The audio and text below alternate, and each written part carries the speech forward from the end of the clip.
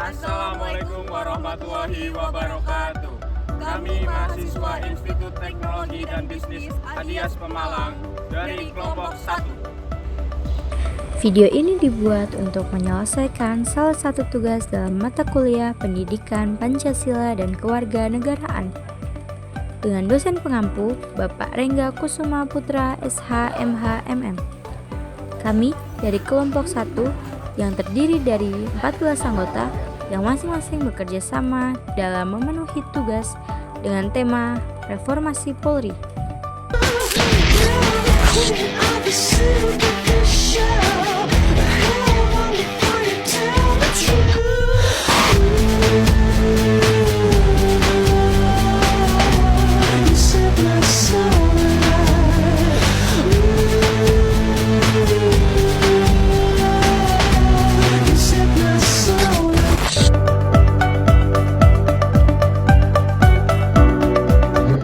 Reformasi Polri adalah upaya merubah seluruh tatanan yang ada pada tubuh Polri, baik itu anggota maupun aturan yang ada di dalamnya.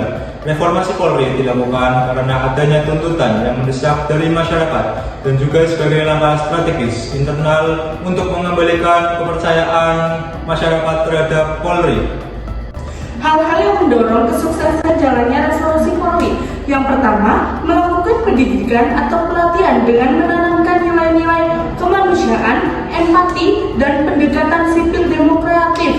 Dua, penguatan pengawasan dengan membentuk komite reformasi Polri. Yang ketiga, transparansi dalam rektoran anggota kepada publik. Empat, menegakkan hukum secara adil berdasarkan data dan juga fakta. Hambatan-hambatan yang akan dihadapi dalam reformasi Polri. Yang pertama adalah kelemahan dan pengawasan internal dan juga eksternal. Yang kedua, anggaran dan berupa sumber daya yang kurang memadai. Nah, nomor tiga, perubahan regulasi yang lambat juga. Peranan mahasiswa dalam reformasi Polri. Yang pertama, mahasiswa sebagai jembatan atau perantara antara masyarakat dengan pemerintah. Yang kedua, mahasiswa mengikuti jalannya reformasi Polri. Yang ketiga, mengadakan forum diskusi antar Polri, masyarakat dan mahasiswa. Dan yang keempat, mahasiswa mengadakan sebuah seminar untuk masyarakat yang tujuannya untuk mengajak dan mengedukasi masyarakat agar masyarakat paham terhadap hukum, terutama pada hak masyarakat dalam memperoleh keadilan. Dampak reformasi Polri yang pertama ada meningkatnya tingkat profesionalisme anggota Polri. Yang kedua ada meningkatkan kembali kepercayaan masyarakat terhadap Polri. Dan yang terakhir ada penegakan hukum menjadi lebih maksimal. Halo everyone, sekarang kita sedang berada di Polsek Ampel Gading. Tujuan kita di sini untuk membahas tentang reformasi Polri. Langsung saja kita tanyakan kepada anggota polisi di Polsek Ampel Gading.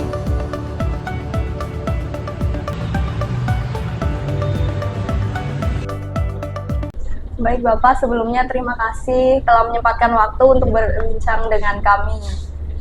Sebelumnya kita akan berbincang tentang reformasi Polri, tapi sebelum itu bisa dijelaskan terlebih dahulu apa sih Pak itu reformasi Polri menurut Bapak? Oke. Terima kasih adik-adik mahasiswa sekalian ya dari ITB Adias ya. Oke, sebelumnya perkenalkan diri dulu, nama saya Subagio, jabatan sebagai PS Kanit Binmas Polsek Ampel Gading.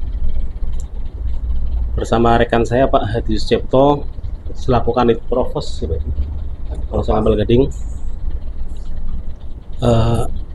Sebelumnya ini sepengetahuan kami dulu tentang reformasi Polri, yaitu merupakan kebijakan Presiden untuk menjadikan polisi ini kedepannya untuk lebih baik, terutama dalam pelayanan kepada masyarakat, menjaga situasi kondisi dan kaptimas di masyarakat, dan juga termasuk dalam bidang pelayanan internal ke dalam ya Pak. Seperti itu agar lebih mantap dan dinamis untuk kedepannya. Baik Bapak, terima kasih jawaban sebelumnya. Terus yang kedua itu mengapa sih Pak reformasi ini tuh harus dilakukan gitu? Oke.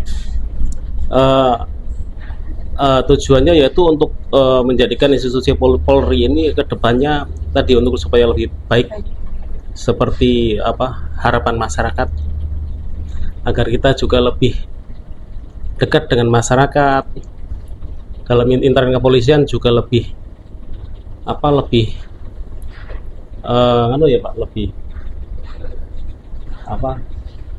lebih kredibel seperti itu. Mungkin seperti itu. Ya Pak, sebelumnya mohon izin, menurut Bapak hal apa yang mendorong kesuksesan dari jalannya reformasi Polri? Yang mendorong, Iya. yang mendorong artinya dikembalikan kepada para pengamat hukum mungkin di atas ya, sehubungan dengan masyarakat. Artinya reformasi Polri itu kan tuntutan masyarakat. Mungkin di masyarakat merasa nggak pas, ada yang kurang benar. Jadi kemudian makanya dari Bapak Presiden ada membuat tim untuk reformasi polisi. Sama dengan tadi Pak Kanit Binmas menyatakan, yaitu membuat perubahan sehubungan dengan pelayanan masyarakat. Terus kemudian kami juga terbuka. Kami mengadakan satu pelayanan, terus andai kata kok masyarakat ada komplain, silahkan komplain. Jadi kami terbuka semuanya. Tujuannya jelas untuk baik ke depan, artinya polisi lebih baik daripada keadaan sebelumnya gitu. Demikian kira-kira. Terima kasih Pak. Baik Bapak, sebagai bagian dari anggota Polri, apa harapan Bapak sendiri terhadap reformasi Polri yang sedang berjalan? Harapannya ya? Iya. Harapannya yang jelas ya memberikan satu pelayanan terhadap masyarakat, yaitu masalah bidang Sitkamtibmas, termasuk penjagaan keselamatan, keamanan di masyarakat, juga pelayanan kepolisian. Artinya masyarakat agar merasa puas, harapannya kan artinya tidak merasa dirugikan. Kebetulan saya mungkin agak beralih daripada pertanyaan panjenengan, yaitu saya di bidang propam. Artinya untuk selama ini kita terbuka terhadap masyarakat. Dan kami membuka link pengaduan. Silakan apabila ada masyarakat yang dirugikan atau masyarakat merasa kecewa dengan pelayanan polisi, silakan. Jadi kami yang jelas ke depan harapannya yaitu polisi jelas harus lebih baik daripada kebijakan dari Bapak Presiden. Kemudian kita ada tim reformasi polisi, harapan kita ke depan lebih baik sebagaimana harapan daripada masyarakat itu sendiri. Terima kasih. Baik Pak, terima kasih. Baik Pak, selanjutnya sebagai anggota Polri, bagaimana sih cara mengembalikan kepercayaan publik atau masyarakat kepada instansi Polri? Oke, makasih. Jadi kami sebelum adanya reform Polri juga pimpinan kami sudah mengadakan kegiatan yang sehubungan dengan pelayanan. Jadi kembalikan ke harapan kami bahwa tujuan daripada reformasi Polri yaitu merubah sikap perilaku anggota Polri agar bisa sesuai dengan keinginan masyarakat, sesuai dengan kultur dan budaya masyarakat, menyikapi dalam pelayanan masyarakat sehingga masyarakat tidak merasa dirugikan, merasa puas dengan harapan itu. Baik Pak, terima kasih atas jawabannya. Baik Bapak, terima kasih atas jawabannya dan kesempatan yang telah diberikan untuk diwawancari oleh kami. Terima kasih. Ada lagi? Nanti setelah ini saya juga butuh panjenengan. Oh, iya, boleh. Ini dipegang. Kami membuka link pelayanan masyarakat. Jadi, kami sebarkan semua termasuk ada 4 box seperti ini.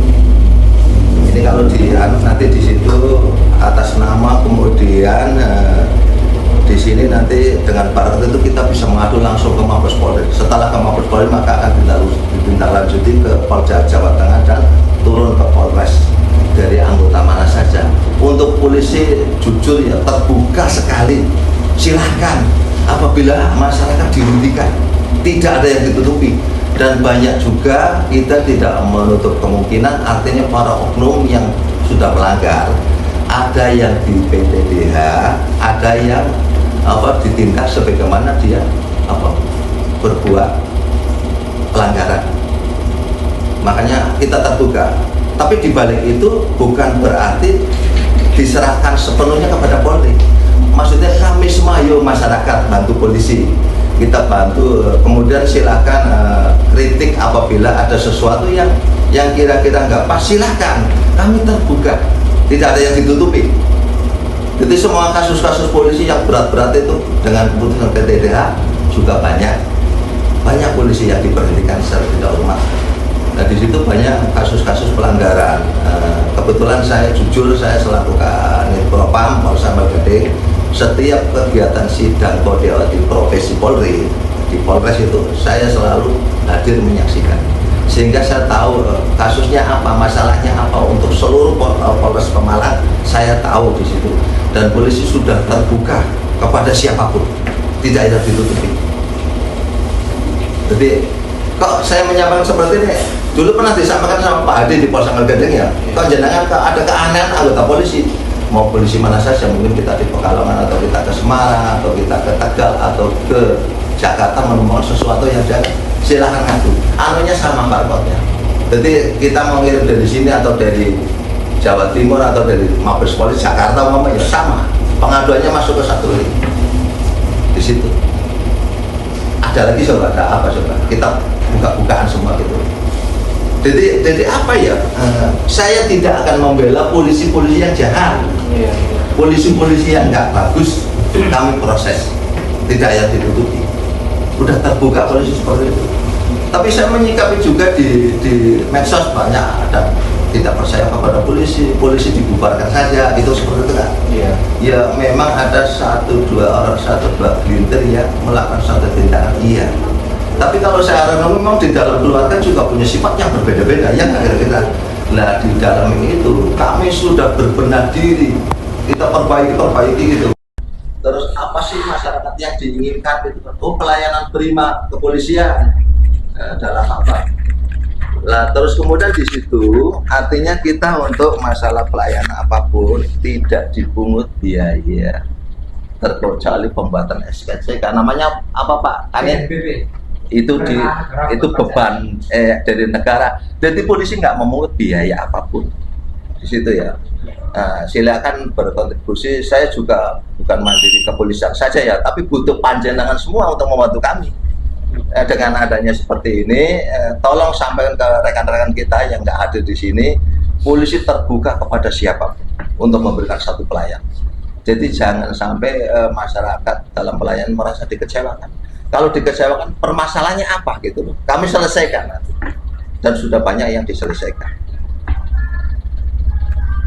Oke. Mungkin mau daftar Bintara Brimob, silakan. Banyak dari maksudnya artinya tawagan kita yang masuk ke Apol kemarin juga ada dari apa ya, Taruni itu ya. Artinya kan siapa tahu minat, siapa tahu silakan kita mengabdi, bukan hanya di polisi saja, dengan apa saja kita juga bisa mengabdi. Bahkan saya menyatakan kadang dengan apa kawan-kawan bahwa menjadi polisi itu bukan segala-galanya. Kita bisa mengabdi ke masyarakat.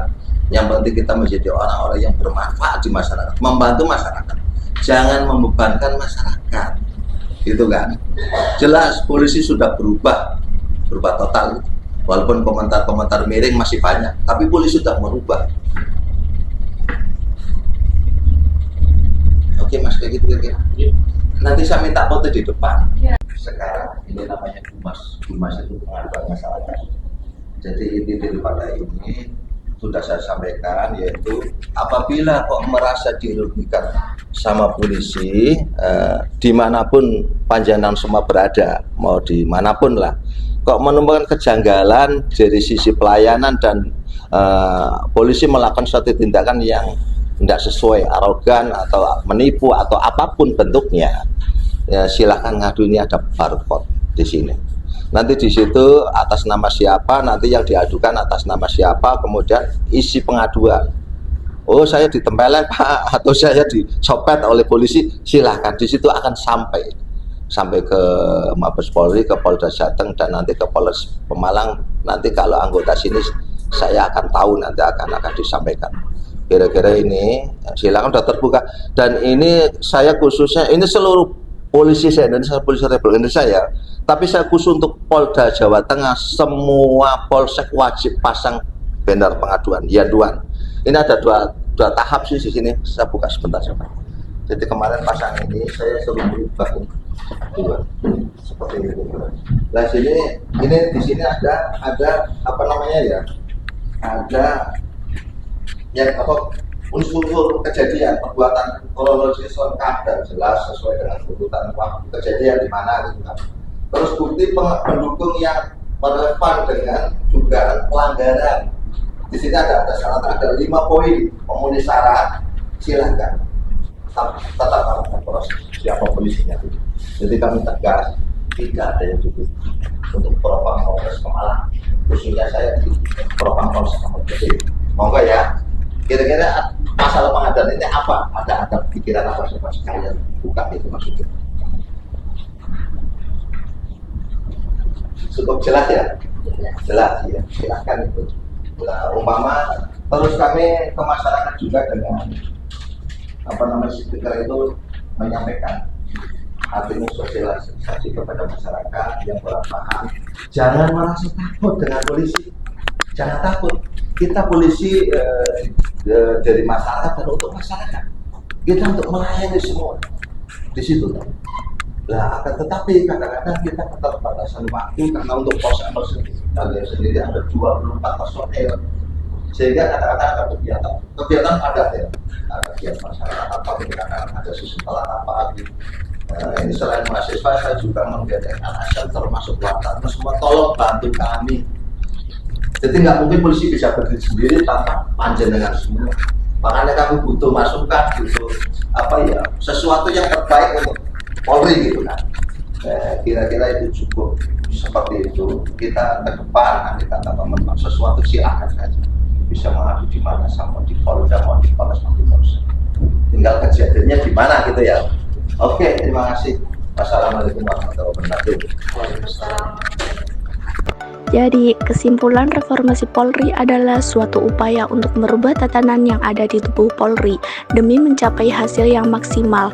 Untuk mencapai reformasi Polri yang sesuai dengan tujuan, maka pemerintahan dan Polri bisa melakukan upaya yakni memperketat seleksi untuk menjadi bagian dari Polri dan menerima kritik dan saran dari masyarakat sipil dan mahasiswa tentang reformasi Polri.